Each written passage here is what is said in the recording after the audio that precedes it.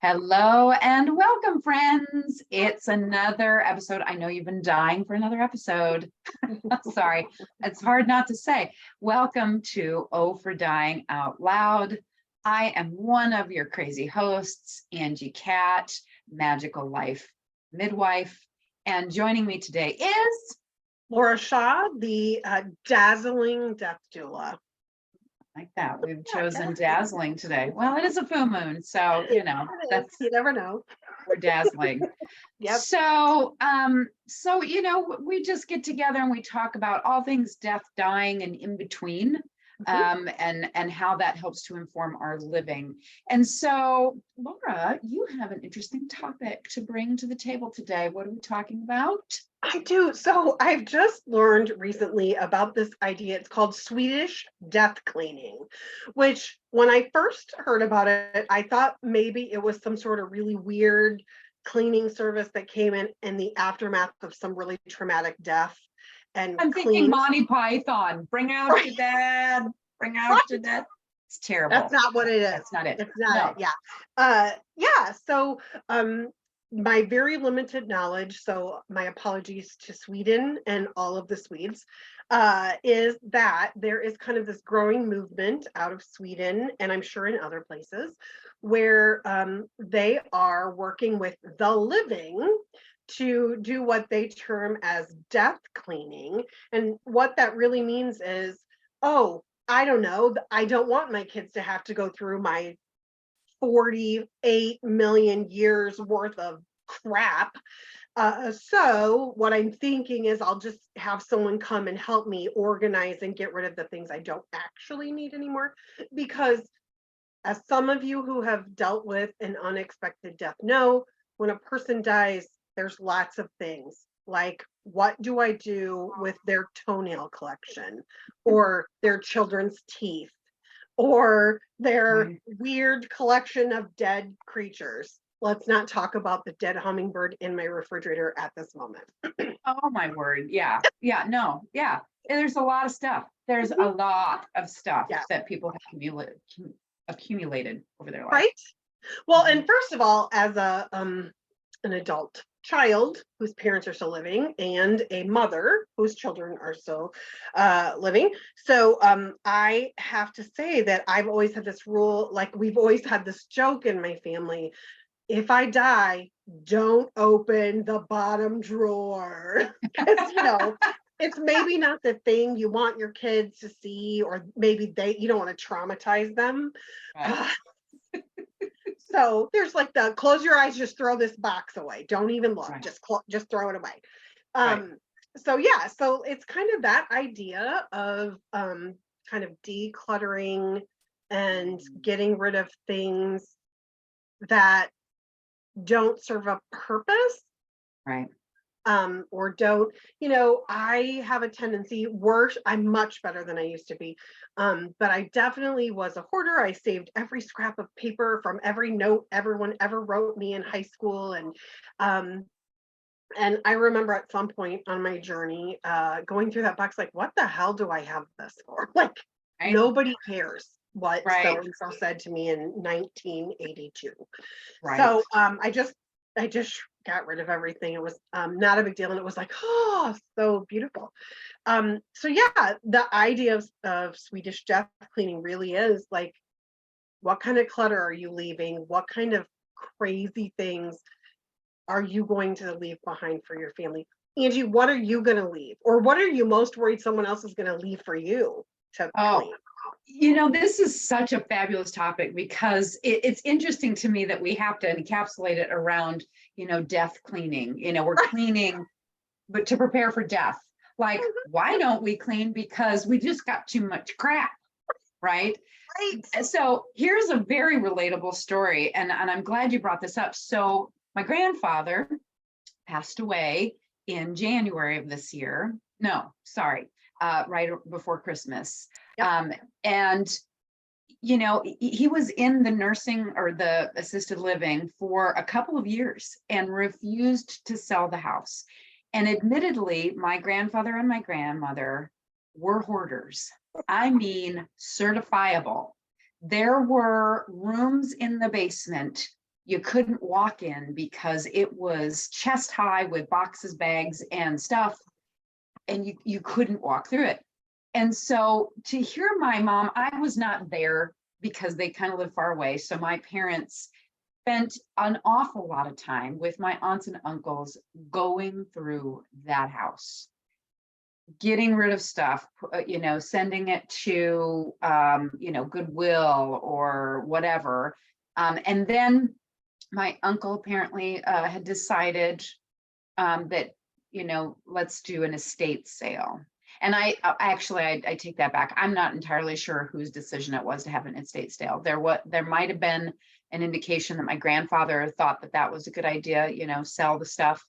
And, there's sometimes I think the family thinks, well, there's got to be some value here, right? Because there's antiques and, we could sell it and we can make some more money that will help to pay off potentially some of the estate's debts or whatever, right? So they cleared out as much as they could over the last 2 years. And then when he finally passed, it's taken a little bit of time, clean out some more crap, and then let's have this estate sale. And it was a whole bunch of people on deck to run this 3-day thing. And all I got from my mom was this email going in all caps, "I will never do this again." So the first day they had, the prices are what the prices are. Second day, because they're trying to move stuff out, right? Second day, half price. Third day, free. You can only imagine what kind of chaos. If you know anything about garage sales, I mean, she said it brought out the worst and best in people. And here's some things to consider, some things that I would never have thought of. But just her retelling, the story of this estate sale was the fact that there were people there that were just, it just brought out the worst in them from the standpoint of they just wanted to haggle over the price, and they treat it like it's a true garage sale, and they forget that this is a somber thing. Like, these are objects that have memory attached to them. And the people who are hosting this estate sale are the people left behind from the loved one that has passed. So it's interesting to me how people immediately forget about that fact that, oh, I'm just looking to make a sale. Screw what everybody else is feeling. Like, it's a big deal. My mom said, to walk through that house at the end when it was empty is really gut-wrenching. They were in that house for over 50 years, wow, maybe longer, and so there's that piece of it. It's like, you have to, if you're going to do an estate sale, either if you're going to do it yourself, really be prepared, because there's a lot of emotional preparedness that needs to happen for that. Right. Just not only that, but just the sheer physical act of cleaning and sorting and, finding all the stuff, or you could have an estate company do that, do an estate sale. That's fine. But is it really worth it? Right? Is it really, really worth it? And so that is something I really learned from watching that whole thing. And it's also interesting because it's something that can inform the way that we live now, like you're talking about, the Swedish death cleaning. I have moved around a lot in my life. Thankfully, right now, I think I'm really settled, not gonna, go anywhere for a long time. God help me. But after moving so many times, there's that thing where, and maybe you've heard of this rule that, if you have not unpacked this box after 3 or 4 moves, probably can get rid of it, right? Mm-hmm. If you haven't touched it, like, we have storage units that we don't go visit. Why? What's in there? Is it of any value whatsoever? Somebody else could use it, and it unburdens your life from having. I think part of the reason why we don't do it is we just keep accumulating, and then it gets to a point of no return where we're like, I can't deal, So I don't want to deal with it. So I've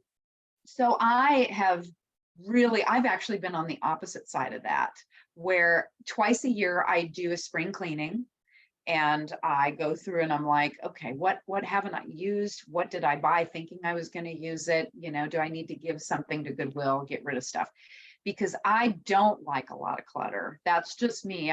My home is my sanctuary. I live in 1,000 square feet, and I just, I already have too much stuff. But if I'm not using it, if it doesn't have a practical purpose, then I don't want to keep it.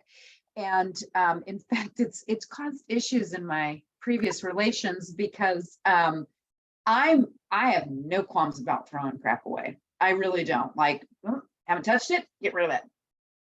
Give it away, just throw it out or whatever. I don't want to add to the landfill, but I also just I don't want a lot of clutter. And they were the kind of people that were like, well, wait, why do you throw this away? I might use it. Like, right.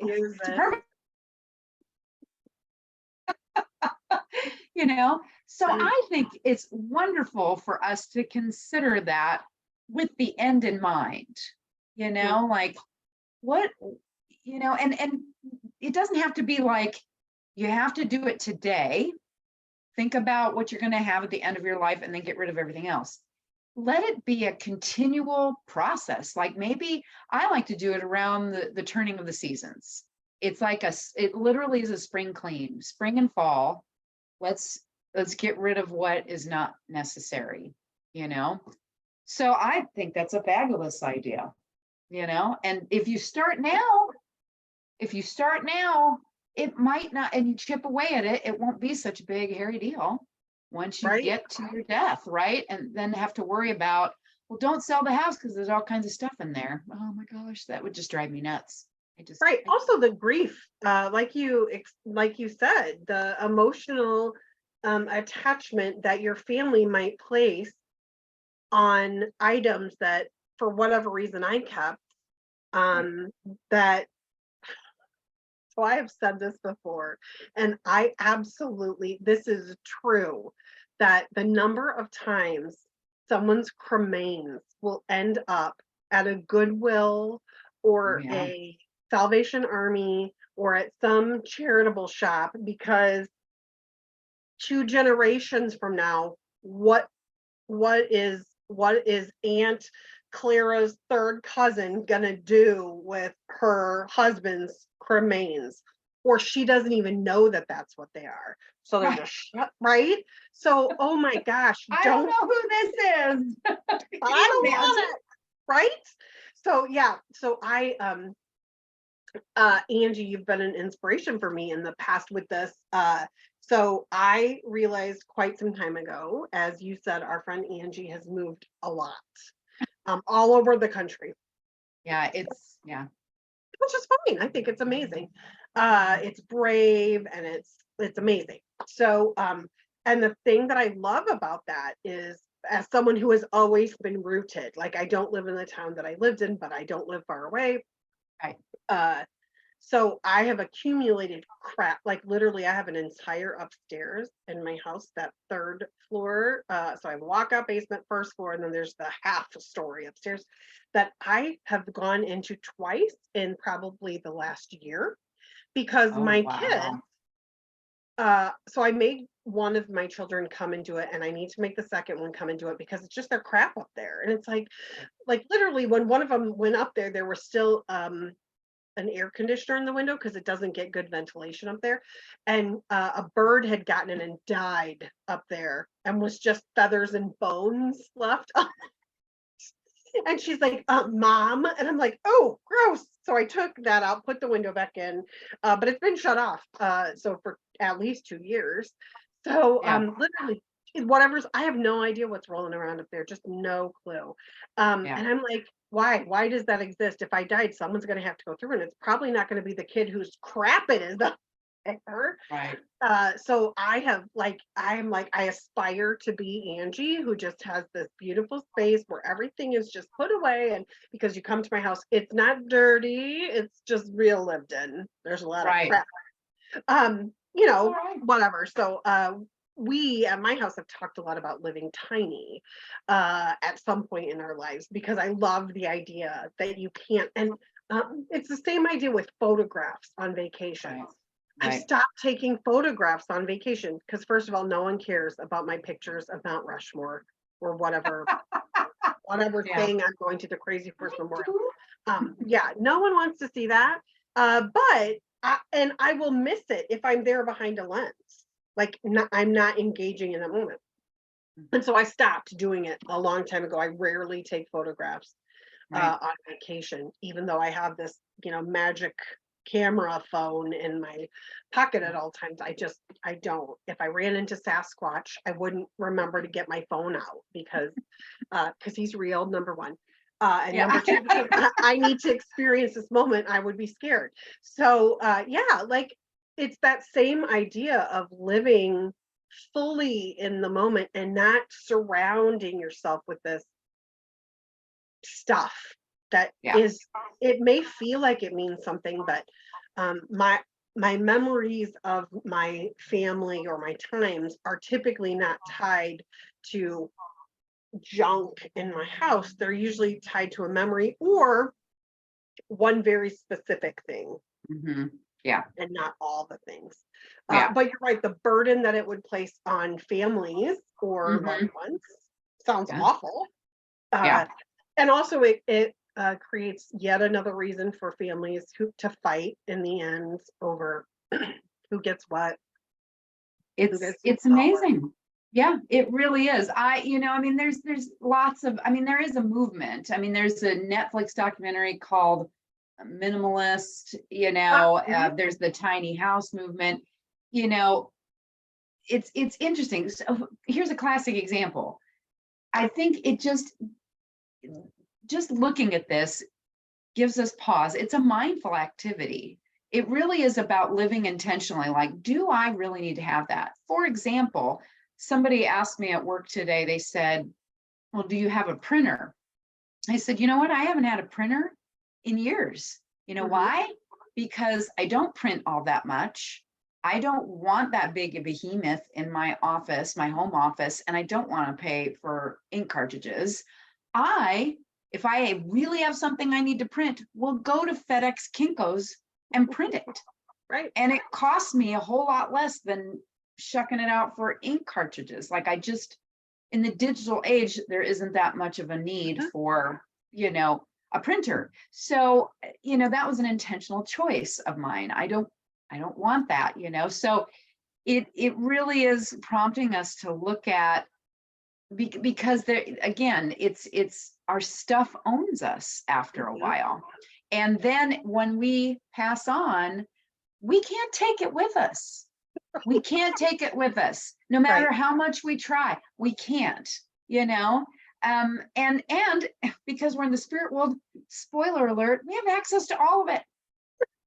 Right. So it doesn't matter. You can have everything It doesn't matter. and you need It really nothing. doesn't matter. You can experience whatever you want. So I think I mean, there's so many different reasons why. I mean, there's the financial, freedom of not having Mhm. all the stuff, being intentional about what we purchase.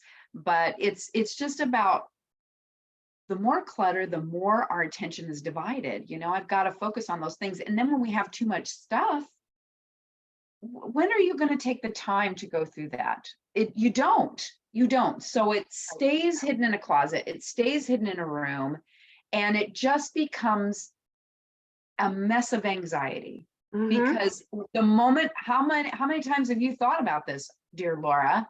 When you think about your upstairs, does it bring you joy? Not even a little. Not even a Not little. even a little. No. No, of course not. Yeah, it's anxiety invoking. Like, Mhm. so I'm willing to bet that you probably go, oh, I really should clean out that upstairs. Oh, look, ice cream. Oh, look, there's something on TV. Let's do Mhm. that instead. Yes. Yes. Yeah, we Mhm. avoid, so it just, I just, yeah, I'm a big proponent of start cleaning it out. I'm 53, so I'm even, when I was older, it was all about the stuff. Like, it was all about the clothes and the shoes and all this other stuff. And I just realized how much effort it takes to keep it up, to keep track of it, to move it. I mean, let me Mhm. tell you, all you have to do is move a couple of times and then you're like, screw that. I do not want to move all this stuff. Right? I'm going to have less stuff to move, and I truly believe that that's part of it for me is I just didn't. Now, granted, I am now single, right? So I don't have children. So I understand that with families, there's obviously more stuff when you have families, but this is another place where you can start to talk to your family about, look, how do we want to create our living environment? Is this really going to serve our purpose as we continue to age? Mhm. Because let me tell you, my parents have been trying to offload all of their stuff onto us, and none of us are wanting it. It's horrible because here's another example. So I'm home visiting my mom and dad, and they're like, they're trying to do the slow thing. I will give them this, that they are trying to start, okay, let's get some stuff out of the house. Let's start cleaning it. And they're doing it in small increments. Now they have a lot of stuff, and it must be happening in such small intervals that it doesn't seem like it's making a dent to me, but maybe it has. So I go home, and my dad had this beautiful framed, it was like a shadow box that had all of my grandfather's tools from the shoe repair shop that he ran. Oh, That fun. was his career, right? Mhm. And so it's really nice. They're all kind of put in there, and there's a little plaque with his name and the Star Shoe Shop and this kind of thing. And my dad goes, "Do you want this?" I said, "Yes, I'll take it." Because I just was like, what do this has got some memories, right? Mhm. This is like museum type stuff. And I have it hanging in my laundry room next to the picture of the shoe shop for right now. But honestly, I took it with the intention of, I mean, first and it was kind of like, I sort of felt like there was some emotional attachment in the act of him giving it to me, Right, you right, of know, course. like, this is a family heirloom. Do you want it? I just felt like saying yes. But there was a part of me that's like, well, what am I going to do with it after a few years? You know what I mean? Like, now I carry the emotional burden of figuring out what the hell I'm going to do with this when I get to a point where either I'm in the nursing home or I pass on, Mhm. because I don't have kids. So who's going to get it? Does anybody want it? Uh, is it just going to go to the landfill? So there's a lot of psychology that gets wrapped up in our stuff. Yes, And yes, I would like less of that. I do Just too. Well, so don't you just feel better? Like, I think better in a clean space. I feel better in a clean space. I think most people probably do, even though we don't think we do right, right. when we're surrounded by our stuff. It just feels good. And I am definitely the girl who I am my father's daughter in that I will take a couch apart before I take it to the landfill to save all the little bits and bobs in it. My children call me Mother Crow sometimes because I love shiny objects. And I have now condensed my shiny objects into this very like pullable rolly cart. So if I had to leave in it, like just little jewels and gems that I don't know, someday I'm gonna do something with them. It's like my buttons that I count, I Yes. sort, yeah. So and then what I challenged myself to do with some of my Crowbacks is I really went through it a year ago. I made all of the girls their grimoires Oh, and yes. attached lots of jewels and feathers and kind of things in there. And I kind of really forced myself to condense it down because I have a little bit of a tendency to think, oh, but I might need that. What if I need this weird bolt that goes in and like Right, I could use that, right? right. And so I do get caught up in those sorts of things. Um, and I have to talk because it's just not natural to me Mhm. to not. So I have to talk myself back, like, oh, Laura, you've got Yeah, 6 buckets of yeah, random screws yeah. and nails. you don't need anymore. Calm Right. down. You could Right. get rid of those. Right. Right. But I do have that tendency. But And I get that though. I mean, it's kind of a residual from the generation before, which is you yeah, don't waste yeah, anything, you right, don't throw that out. It's a perfectly good screw. It's a perfectly good box, right, you know? right. Yeah, But mm, in the age of recycling, right. or goodwill and that kind of thing, it's like maybe I Yeah, can't use it, but somebody else can. And oh, if I give it away or I recycle it, guess what? If I need it again, I can find it. I'm sure I can find right. it. I can Also, find another box, find another I stick. I assume that you are of the belief, and this is a big assumption on my part, that when you let go, you receive. You have opened yourself up to receive good. Yes, Yeah. yes, absolutely. So nature abhors a vacuum. And so I'm a big believer in, for example, and this is, you could make this metaphorical but I mean, it's a real thing. So I've seen it in my own life and other people's lives where, oh, I'd really like to date. I'd really like to find that special someone. And yet they schedule every moment of their day full, Mhm. every week full, right? And so it's like, well, you don't have space for that person to show up. You would, if that person showed up, you don't have the time. So create the space first and they'll show up. And there's a lot of teachers out there on manifestation that talk about decluttering, that when you declutter, you create space for other things to come in, so there is absolutely something to that. It's You can declutter your mind in meditation. That's what that is. Journaling is decluttering. Let me just vomit on the paper what I'm feeling, what happened today, get it Right. out of my head so that, now I've got a really great creative thought that I hadn't had before, right? Um, the Artist's Way, Julia Cameron, she used to have people do 3 pages longhand every morning of just writing, just whatever comes to your Wow. mind, just a brain dump. And the reason for that is because it gets stuff out. Sorry, my watch, I got a new Apple Watch. And if I'm not careful, a button will get pressed and Siri thinks I'm talking to it. And it was like, came up with some sort of recommendation for dinner. I don't know. Sorry. Weird. Yeah, so weird. Yeah. And do I need this? Probably not, but for now I do have it. In But case you fall, it's good. in case I fall, it is good. It is good.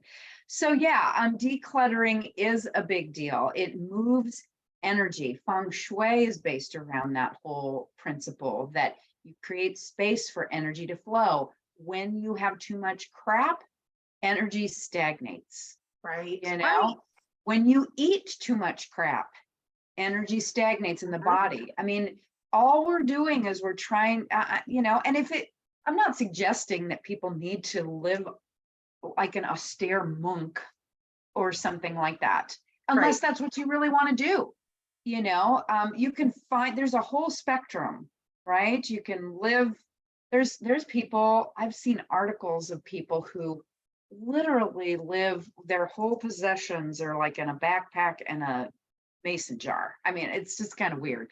But they don't produce waste. They don't, they don't buy stuff. It's so you could be on that extreme, or you can be on the other extreme where you have, everyththing. Right. And the funny thing about it is that, the more stuff you have doesn't necessarily mean that you're happy. In fact, Right.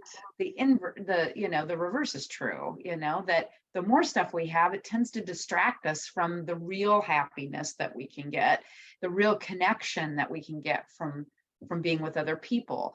Where I think it gets messy with regards to, death cleaning is that there's a lot of memories Yeah. that, Yeah. are attached to those things, like, this is the salt and pepper shaker that was always on the table, this is the candy dish that grandma always had and always filled, Mhm. um So I think it's, my other grandmother, I had gotten one of her china teacups. All of us kids got a china a teacup from that set, one teacup. And I thought, oh, that's lovely. I'm going to put that on the shelf.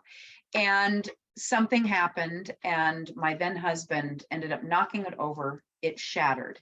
And it was interesting because in that moment, he was like just mortified. He's like, oh my God, I'm so sorry. That was your grandmother's teacup. And I just kind of stood there and was like, well, yeah, that's a big bummer, but it's a cup. Right. It not doesn't, my grandma. it's not my grandma. It doesn't take away any of the memories that I have of my grandmother, and so it really, those little instances really, I think, are important because they challenge our attachment to stuff. Like can you have that memory or that good feeling without the stuff? Right. Yeah. Well, and I So think this really, so what does this have to do with death? A couple of things. First of all, it's called Swedish Death Cleaning, and it's all around the idea of what are you going to leave for the people you love, or complete strangers, because this happens all the time, where someone will die without family, and now your landlord or the estate company comes through and just essentially throws all your crap out, including things that were very meaningful that maybe you would have wanted to go somewhere. So that's this, but also it informs, I think, how you can live every single day of your life. I don't want to, like you said, I don't want to spend the rest of my life being beholden to the weird garbage that my kids left upstairs full of, one of them is a little bit of a hoarder, I think. And so she collected a whole bunch of stuff, and it's just up there. And it's like, I mean, at some point, I'm just going to bag it up and throw it away. She hasn't been up there to look at it. I don't care what's up there. And sometimes I think it's important to just give yourself permission. Because I definitely have people in my life that are like, oh, but I have to decide what to do with it and who could have it or who could use it, or should I donate? It's like, for one whole day, throw everything away. Like, give yourself permission to just get rid of it, because it's so much, because if you're being held down by the fear of getting it wrong or creating too much waste, well, the waste is still there. You're just leaving it for someone else to have to throw away at some point. Right. And if you're concerned about, putting it in a landfill, I mean, you could take it to Goodwill. There are so many families in need of stuff, or that want some of that stuff, Give or it to a women's shelter. recycle it. Give it to It's also, I maintain, so at my house we use recycled toilet paper. I know that sounds gross, it's not. Or we use bamboo toilet paper. We have it shipped to us. I don't want to talk about the semantics of it.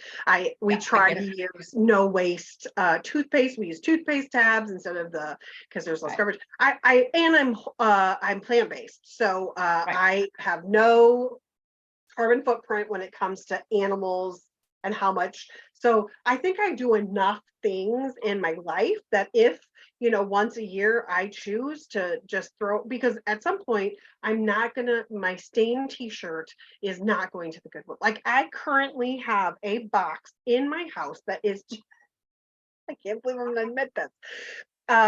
It's just on the web. Right, it's just t-shirt.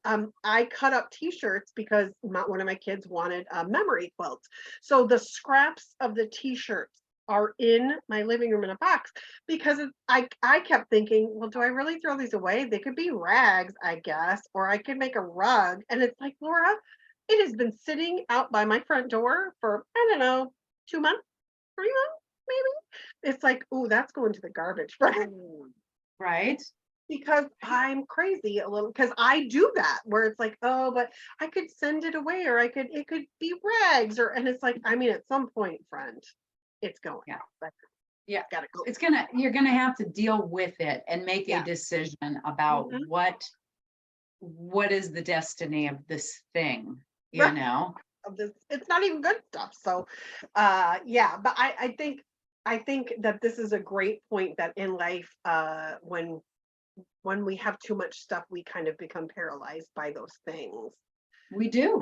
And yeah, it's not just us. It ends up being the rest of our family that has to go through that, And yeah, I mean, my dad at one point, we had volumes of the old photo albums, with the stick and paper, yes, and you put the pictures in there. We had volumes. I mean, 20, 30 volumes of photo albums from the day that they got married to beyond. And he, in his retirement, decided, I don't want to hold on to these. So he scanned all those pictures, or most of them, went through all of them and then got rid of them. Because he's wow, like, now I've got a CD, a disc that's got all of the digital photos on it. I'm going to give everybody a copy of the most important pictures and be done with it, which I find hilarious, because family vacations, they were the ones that when we would go to Glacier or whatever, we would joke with them. It's like, seriously, you're going to take a picture of another mountain, another rock? Like, how many pictures do we really need of that?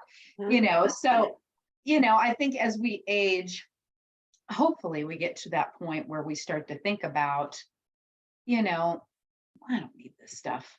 right, Nobody else wants it. My mom and dad have been for years. Do you guys want the old Barbie dolls? Do you want the old, John Deere tractor, or the, this kind of thing? It's like, no, some other kid will want it, Seriously, take it to Goodwill. There are children out there that would love to have, these toys or whatever. I'm not, what am I going to do? I'm going to have it in my attic to sit there for a right, while. So, forever, yeah. I think that's a great idea, though, is to, do that on a regular basis, so that it's, plan it around, one Saturday, 2 or 3 times a year, and just do what you can in that day, and sort and get rid and whatever, and make it a ritual every year, because then it doesn't feel so humongous, and right, you can better stay on top of it, and you can keep that energy flowing, because you're moving it through to somebody else, or recycling it, or getting rid of it. So I love that idea. I love that idea. I do too. So And if the motivation has to be fear of leaving it for someone else to have to deal with, then that's the motivation I need you to but I think the benefit of doing it during our own lifetimes, I think you're right, is that we'll open it up for right. the good to come back. My kids we always used to say that to my kids, and my nieces and nephew. And I remember my sister telling my oldest, yep, you got to clean your room. You got to get rid of stuff, go through it, because you can't get anything new if you don't have. And I remember she found $20 cleaning all this crap out. And so we always joke, it's the $20. The universe will give it back to you if That's you right. just, yeah, you got to get rid to get it. Like, yeah, It's the new universe principle of energy. I mean, what you give comes back to you. And again, really checking in with yourself about what stuff is important, what actual physical stuff is important for you to have. But this is interesting, though, because now I'm sitting here thinking, okay, I'm in good health. I'm hoping to be around for a lot longer. But things like, I've got music equipment. I've got my guitar. Where do I want that to go? right. I could sit there and put that in my paperwork that says, if I go, before I get rid of this guitar or sell it or whatever, I'd like for this to go to Eastern Iowa Arts Academy, Right. and let it be donated for somebody else who wants to learn to play guitar but can't afford to buy a guitar, Yeah, it's your there's, laundry list. yeah, It's your so in many wills, I know paperwork is so boring and we don't talk about it, but very often. But it one of the things that many attorneys will tell you is make a laundry list. I have this special necklace that I got from this person. I would like it to go back to this person, or I would like it to be donated to, whatever. Uh, just so you know that your wishes have been at least right, written down somewhere to be fulfilled at some later date. right. And But that takes the burden. Yes, I will also say though, again, this is going back to that whole energetic thing. I mean, this is a deeply personal thing, but also like, you may say, oh, I want you guys to, I want this jewelry to go to so and so. But now that person has to decide what they want to do with it. And maybe Yes. they don't even like that ring. Like, so and if anybody's ever been divorced, this, and maybe it was easier because you were divorced. You're like, I'm going to sell that ring. No problem. Do that. But, I had an instance where I had some jewelry that was gifted to me, and it was family jewelry. Mhm. And I, no jewelry store was going to sell it other than a pawn shop. Right. And I struggled with that for a while. It was like, oh my God, am I going to have the Italian mother's, evil eye watching me for the rest of my life, but the spirit world doesn't care about stuff. That's the thing. I mean, we are the ones that infuse our stuff with meaning. The stuff itself doesn't have meaning. We Right. give it meaning. So that's why somebody else can go, oh, that ring is so precious. And somebody else is like, I don't think so. Right. Right. I'm going to get rid of it. So again, if we just look at it from that perspective, give ourselves a break and give ourselves permission that if it comes to you and it's like, this is energetically not something I want to have in my world, Right. it's okay to send it back out there to be recirculated, however it's going to be recirculated. Sell Absolutely. it, pawn shop or, Goodwill or what have you, or, gosh, just post it on Facebook Marketplace. Somebody will come and get it, So, but it doesn't, just because you get something from your family or it's from a loved one who's transitioned doesn't mean that you have to carry it. Right. It's not your burden. It's not your burden, Or so. don't let it be your burden, I should say. Right, exactly. Not everything is, but in some cases it might feel that way. So Mhm, yeah, mhm. get rid of your stuff, people. That's what we're talking about today. Right. Get rid of your Get stuff. rid of it.